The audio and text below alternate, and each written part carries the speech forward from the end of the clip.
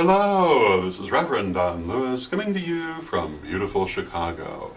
And today our question comes to us from Create Your Own World 1111. And Create Your Own World 1111 asks if I have recommendations for beginners and if I could recommend books or videos for beginners.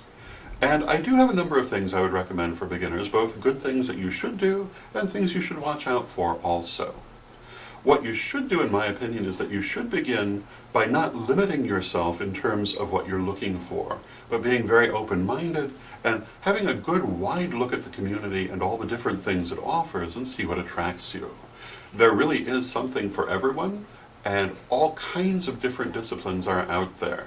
So meet different people, look into different organizations, read different books, before you start to limit yourself in terms of your focus. If you limit yourself first, then you may miss all kinds of wonderful things that you might want to integrate into your spirituality. Remember that most of these groups do not consider themselves to be mutually exclusive, and that it is quite possible to belong to more than one in most cases. Now, in terms of books, I will be vulgar enough to recommend my own. The Witch School series of books is one of the best series of books that you can get for people who are new to the community and who are just beginning their spiritual path. It was written with beginners in mind, and it was meant to be extremely accessible. The Grey School series of books, beginning with The Grimoire for the Apprentice Wizard by Oberon Zell Ravenheart, is another series of books very, very good for beginners and also extremely accessible.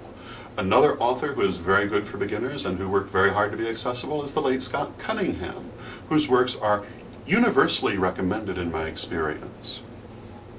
Now, in terms of what you should be careful of, you should be careful of groups that do certain things.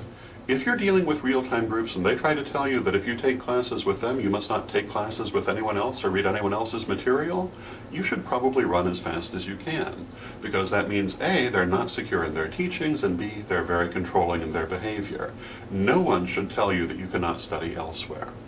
If they spend a lot of their time denigrating other groups and other people and use terms like fluffy bunny to denigrate those who think differently from themselves, you should probably be careful of them too, because this suggests that they're not secure in their teachings and that they're more fixated on what other people are doing than they are busy doing things themselves. And you should probably ask them to explain to you what they believe. And you'll find that either they can do that, or instead they'll tell you what they don't believe. And if all they can tell you is what they don't believe, it means they're not clear on what they do believe.